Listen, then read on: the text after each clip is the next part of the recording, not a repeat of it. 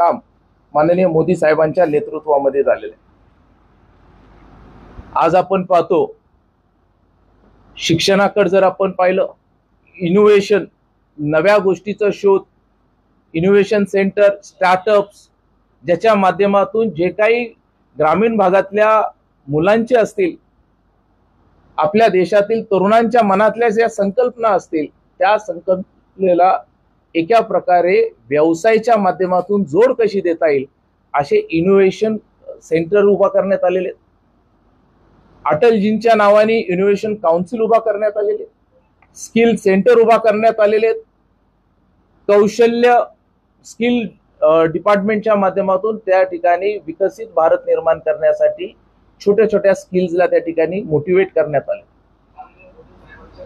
मी आपल्या सर्वांना आवर्जून या ठिकाणी सांगताना आणि विकास करत असताना फक्त एकाच ठिकाणी विकास होतोय असं नाही। जे मूळ मंत्र या सरकारने घेतलं होतं, सबका साथ सबका विकास, या अनुषंगाने देशातील प्रत्येक भागातील, प्रत्येक कानाकोपऱ्यातील, प्रत्येक ठिकाणातील, प्रत्येक समाजातील लोकांचा देखील विकास त्या ठिकाणी साधलेला आहे। त्याचसोबत देशाची सांस्कृतिक भावना ही देखील टिकली पाहिजे, मजबूतीने पुढे जायला पाहिजे। आज जर आपण पाहिलं, जे आपल्या सर्वांच्या मनामधलं जे स्थान होतं, प्रभू रामाचं मंदिर निर्माण करणं, ही आपली एक सांस्कृतिक या देशाची भावना होती।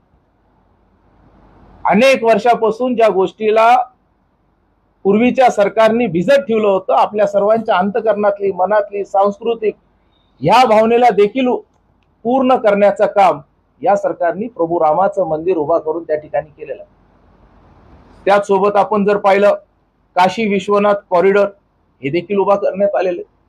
देशातील विविध देवस्थानं जे मागच्या काळामध्ये, मोगलांच्या काळामध्ये ते उद्ध्वस्त करण्यात आले होते, उद्ध्वस्त केलेले सर्व देवस्थानं पुनर्स्थापित व्यवस्थित रूपात हे जनतेच्या आशीर्वादासाठी खुले करून आणि त्यांना विकासाचा निधी त्या ठिकाणी उपलब्ध करून हे देण्यात आलेले।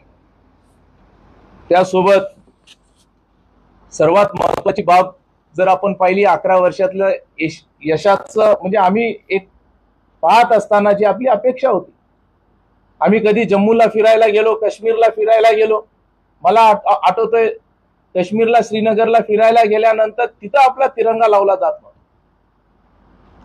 मी राज्याचा युवा मोर्चाचा अध्यक्ष असताना आम्हाला आंदोलन करावं लागलं, आम्ही तिरंगा यात्रा काढली। तिरंगा यात्रेमध्ये आम्ही काश्मीरमध्ये जाऊन श्रीनगरमध्ये लाल चौक तिथं आम्हाला आपला तिरंगा फडकवायचा होता। ह्याच पूर्वीच्या सरकारने आम्हाला त्या ठिकाणी अडवलं। आमच्या सोबत असणाऱ्या 14 युवकांना 1 महिन्याची कोठडी त्या ठिकाणी दिली।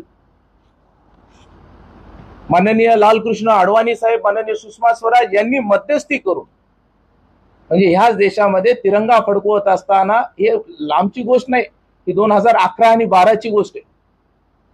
जे आपण पिक्चर मध्ये पाहतो, त्यांना चुकीच्या पद्धतीने जे टॉर्चर केलं जाते, जे फार विचित्र, काय दोष होता,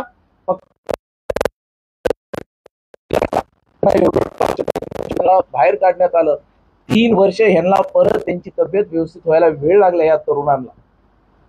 आज त्याच ठिकाणी आज आपला तिरंगा फडकवतोय, हे सर्व आपल्यासाठी अभिमानाची गोष्ट आहे। हे 11 वर्षातलं आपलं यश।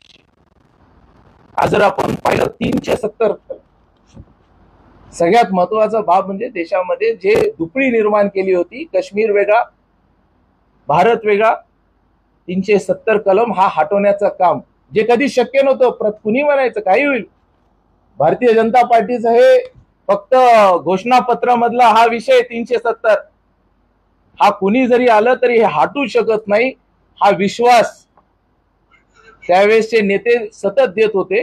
पण 370वा कलम त्या ठिकाणी हटवला आणि आता ह्या देशामध्ये एकच संविधान आहे, एकच झेंडा आहे आणि एकच सरकार आहे। ही भूमिका या सरकारने निर्माण केलेली। त्यामुळे हे सरकार, आणि याचं श्रेय जर कुणाला जात असेल, मोदी साहेबांनी, देशाच्या पंतप्रधानांनी सांगितलं, ह्याचं श्रेय जर कुणाला जात असेल तर 140 कोटी जनतेला ह्याचं श्रेय जात आहे। त्यांनी हा विश्वास आमच्यावर जो दाखवला, या विश्वासाच्या माध्यमातूनच आम्ही हे संकल्प पूर्ण करू शकतो। आणि जगाच्या पाठीवर आज आपल्यापैकी कुणी जरी कधी विदेशात जाण्याचा प्रसंग आला किंवा आपले पाहुणे रावळे मित्र कोण विदेशात असतील त्यांना विचारा पूर्वीचे प्रसंग आणि आताचा प्रसंग. भारत म्हटले की आपल्याकडे एका वेगळ्या नजरेने पाहिलं जातं. आज आपल्या देशाचा बहुमान जागतिक पातळीवर त्या ठिकाणी मोदी साहेबांनी वाढवला. बोलत असताना विरोधकांना टीका करत असताना सांगतात मोदी साहेब या देशात गेले. ज्या देशात गेले त्या देशामधल्या भारतीयांचा सन्मान त्यांनी तिथं वाढवलेला. आपलेच भाऊ असतील, आपल्याच परिवारातली लोक असतील, आपल्याच लोकांचा सन्मान त्या ठिकाणी त्यांनी वाढवलेला आहे. आज आपण पाहिलं अनेक देशामध्ये भारताचा पासपोर्ट म्हणजे विजाची गरज नाही. आता अनेक देशामध्ये तुम्ही भारतीय आहात, फक्त भारताचा पासपोर्ट म्हणजे तुम्हाला विजाची गरज नाही, थेट त्या देशाने तुमचं स्वागत केलेले आहे. अशा प्रकारचं वातावरण जागतिक पातळीवर भारताचं निर्माण केलेलं आहे माननीय मोदी साहेब. अर्थव्यवस्थेमध्ये क्रमांक 4 ला आहे आपण. बरेच जण म्हणतील क्रमांक 1, 2, 3. माझी विनंती तसं पाहायला गेलं तर क्रमांक 1 लाच राहायला पाहिजे. पण आपण जर पाहिलं की ह्या देशाच्या ज्या क्रमांक 1, 2, 3 वर आहे त्यांची जी लोकसंख्या आणि त्याच्या तुलनेत जर पाहिलं, आपल्या फार मोठ्या लोकसंख्येला सोबत एकत्रित घेऊन चलत अर्थव्यवस्था आपल्याला सांभाळत हे पुढे घेऊन जाण्याचं काम हे आपल्या सरकारमध्ये त्या ठिकाणी होत आहे. मी बोलत असताना देश पातळीवरचे झालेले विकास हे देखील आपल्याला माहिती आहेत, माझ्यापेक्षा अधिक आपल्याला देखील माहिती आहे. पण आम्ही ह्या 11 वर्षाच्या अभियानाच्या माध्यमातून ते जनतेपर्यंत घेऊन जाण्यासाठी आज आपण एकत्रित आलेलो.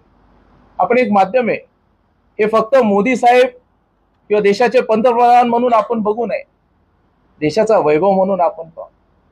आणि माझी विनंती आहे आपल्या सर्वांना, सुरक्षित, मी सुरुवातीला म्हटलं आपण सुरक्षित आहेत, पण पुढची पिढी सुरक्षित कुणाच्या हातामध्ये राहू शकते हा विश्वास जर कुणामध्ये निर्माण केला असेल ते मोदी साहेबांनी केलं. त्यामुळे देश पातळीवरचा विकास त्याच माध्यमातून राज्याला, मी काल पाहत असताना एक व्हिडिओ क्लिप पाहत होतो, रील्स येतात, एक रील झाली आणि ती रील होती स्वर्गीय विलासराव देशमुख साहेबांची.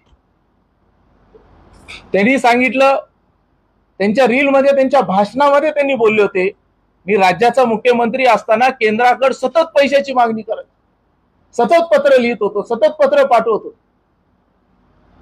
ही खंत त्यांनी त्यांच्या माध्यमातून ह्याच्यातून जर समजून घेतलं, ते फक्त सतत पत्र पाठवणं आणि काम न होणं, केंद्राचं आपल्या महाराष्ट्राकडे दुर्लक्ष राहणं हे लक्षात येत होतं.